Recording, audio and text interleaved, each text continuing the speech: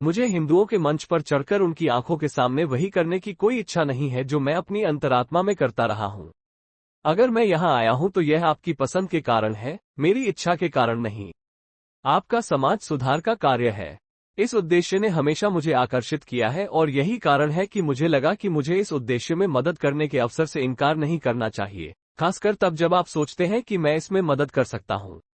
आप जिस समस्या से जूझ रहे हैं उसे हल करने में मैं आज जो कहने जा रहा हूं वो किसी भी तरह से आपकी मदद करेगा या नहीं यह आपको तय करना है। मैं बस यही आशा करता हूं कि समस्या पर अपने विचार आपके समक्ष रख सकूं। भारत में स्वर्ग के रास्ते की तरह सामाजिक सुधार का रास्ता भी अनेक कठिनाइयों से भरा पड़ा है।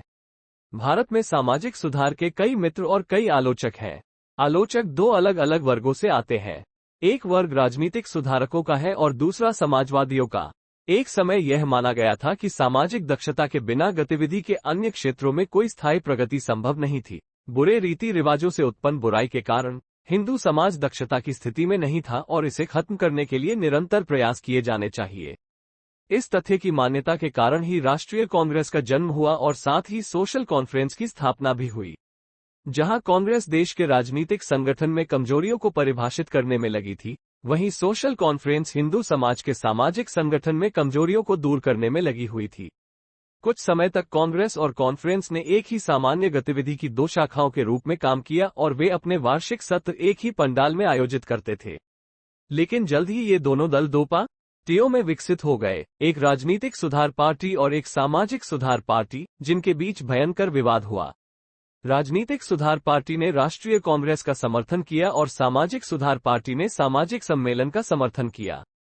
इस प्रकार दोनों निकाय दो शत्रुतापूर्ण शिविर बन गए। मुद्दा ये था कि क्या सामाजिक सुधार राजनीतिक सुधार से पहले होना चाहिए। एक दशक तक दोनों पार्टियां समान रूप से संतुलित रहीं और लड़ाई किसी भी पक्ष की जीत के बिना लड़ी गई।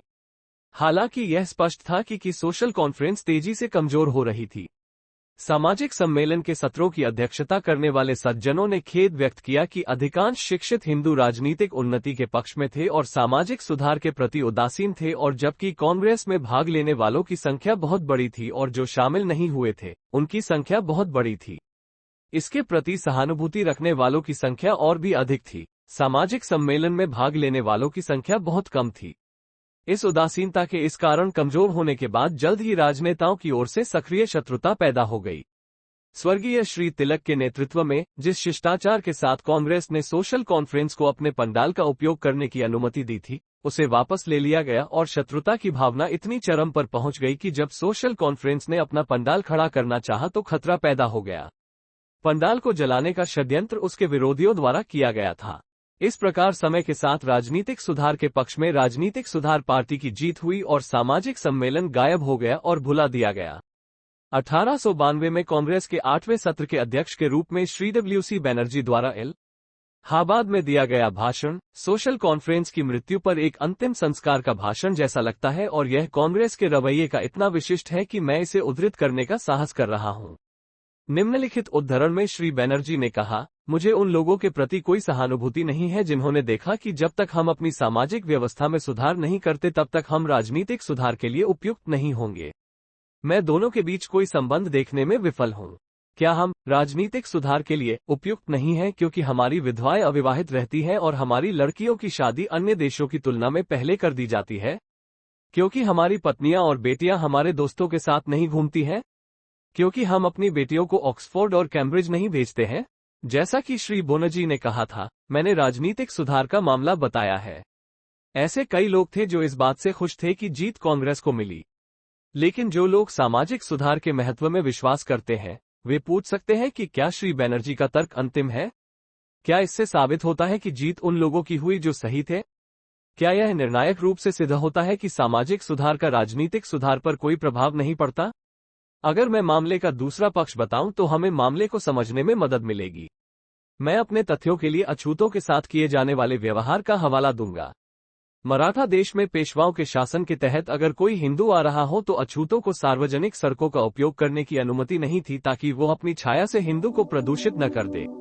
अछूतों को संकेत या चिन्ह के रूप में अपनी कलाई या गले में एक काला धागा बांधना आवश्यक था ताकि हिंदू गलत से उसके स्पर्श से प्रदूषित न हो जाए।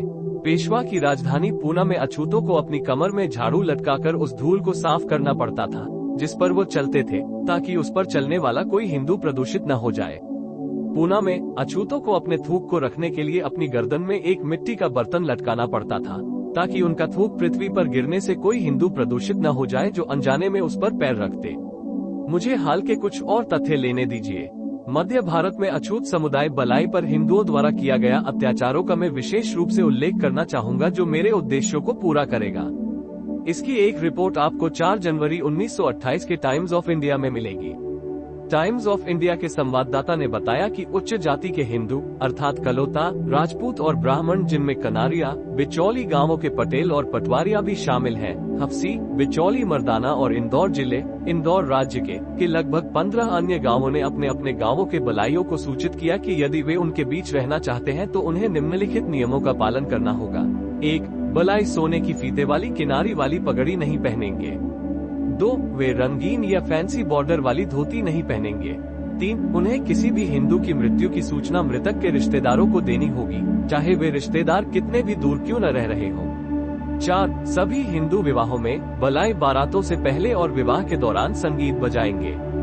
5. बलाई महिलाओं को सोने या चांदी के आभूषण नहीं पहनने चाहिए। उन्हें फैंसी गाउन या जैकेट नहीं पहनना चाहिए। 6. बलाई महिलाओं को हिंदू महिलाओं के बच्चा पैदा होने पर उपस्थित होना होगा। 7. बलाइयों को पारिश्रमिक की मांग किए बिना सेवाएं देनी होंगी। और प्रश्नवाचक चिन्ह हिंदू जो भी देने में प्रश्न हो उसे स्वीकार करना होगा। 8. यदि बलाई इन शर्तों का पालन करने के लिए सहमत नहीं है तो उन्हें गांवों से बाहर जाना होगा। बलाइयों ने अनुपालन करने से इनकार कर दिया और हिंदू तत्व उनके विरुद्ध खड़े हो गए। बलाइयों को गांव के कुओं से पानी लेने की अनुमति नहीं थी। उन्हें अपने मवेशियों को चराने के लिए जाने की अनुमति नहीं थी।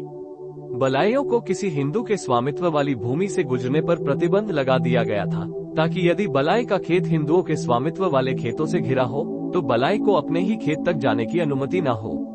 हिंदुओं ने भी अपने मवेशियों को बलाइयों के खेतों में चरने के लिए छोड़ दिया। बलाइयों ने इन उत्पीड़नों के विरुद्ध दरबार में याचिकाएं प्रस्तुत की, लेकिन चूंकि उन्हें समय पर कोई राहत नहीं मिल सकी और उत्पीड़न जारी रहा, सैकड़ों बलाई अपनी पत्नियों और बच्चों के साथ अपने घरों को छोड़ने के लिए बाध्य हुए, जिनमें उनके पूर्वज पीढ़ियों से रहते थे, और आसपास के राज्यों जैसे धार, देवास, बागली, भोपाल, ग्वालियर आदि में पलायन करने के लिए मजबूर हुए। उनके नए घरों में उनके साथ क्या हुआ ये फिलहाल हमारे विचार से बाहर हो सकता है। गुजरात के कवित की घटना पिछले साल ही हुई थी। कवित के हिंदुओं ने अछूतों को आदेश दिया कि वे अपने बच्चों को सरकार द्वारा संचालित सामान्य ग्रामीण स्कूल में भेजने पर जोर न दें। हिंदुओं की इच्छा के विरुद्ध नागरिक अधिकार का प्रयोग करने का साहस करने के लिए कवित के अछूतों को कितनी यातनाएं उठानी पड़ी, यह इतना सर्वविदित है और इसके विस्तृत विवरण की आवश्यकता नहीं है। एक और घटना गुजरात के अहमदाबाद जिले के जानू गांव में घटी। नवंबर 1935 में कुछ संपन्न परिवारों की कुछ अछूत महिलाओं ने धातु के बर्तनों में पानी लाना शुरू कर दिया। हिंदू अछूतों द्वारा धातु के बर्तनों के उपयोग को अपनी गरिमा के अपमान के रूप में देखते थे और अछूत महिलाओं पर उनके अभद्र व्यवहार के लिए हमला करते थे। ताजा घटना जयपुर राज्य के चकवाड़ा गांव की बताई जा रही है। समाचार पत्रों में छपी रिपोर्टों से ऐसा प्रतीत होता है कि चकवाड़ा के एक अछूत, जो तीर्थयात्रा से लौटे थे, ने धार्मिक पवित्रता के रूप में गांव के अपने साथी अछूतों को रात्रि भोज देने की व्यवस्था की।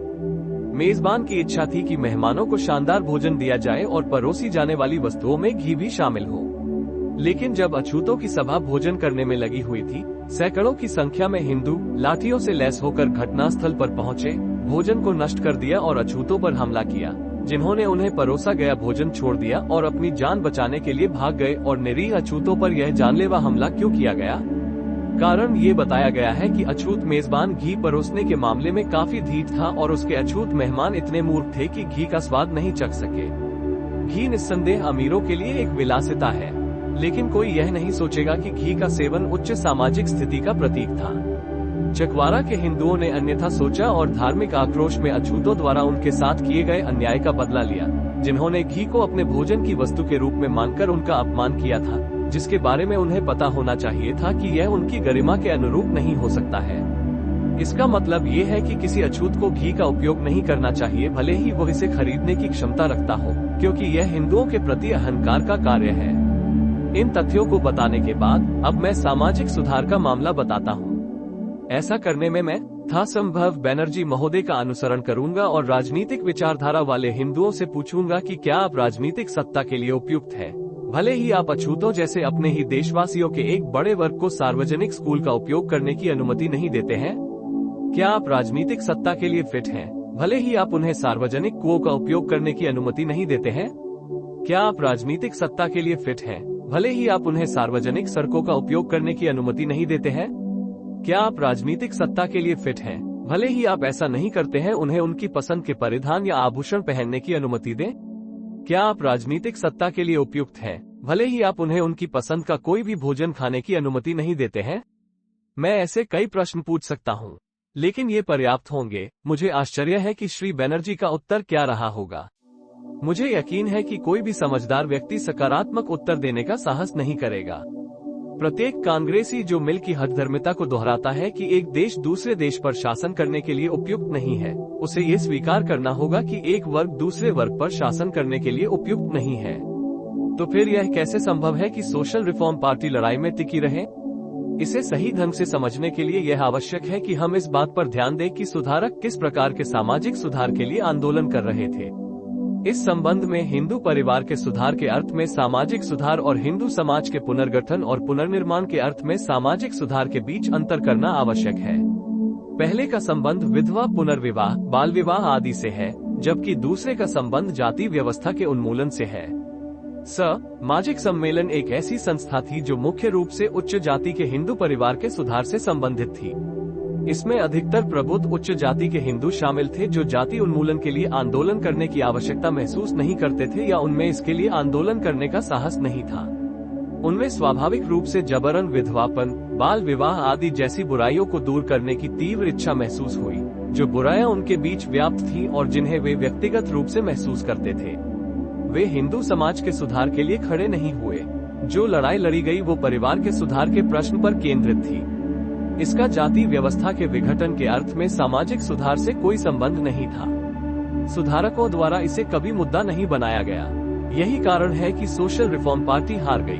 मैं जानता हूं कि यह तर्क इस तथ्य को नहीं बदल सकता कि राजनीतिक सुधार को वास्तव में सामाजिक सुधार पर प्राथमिकता मिली है, लेकिन इस तर्क का यदि अधिक नहीं तो इतना ही मूल्य है।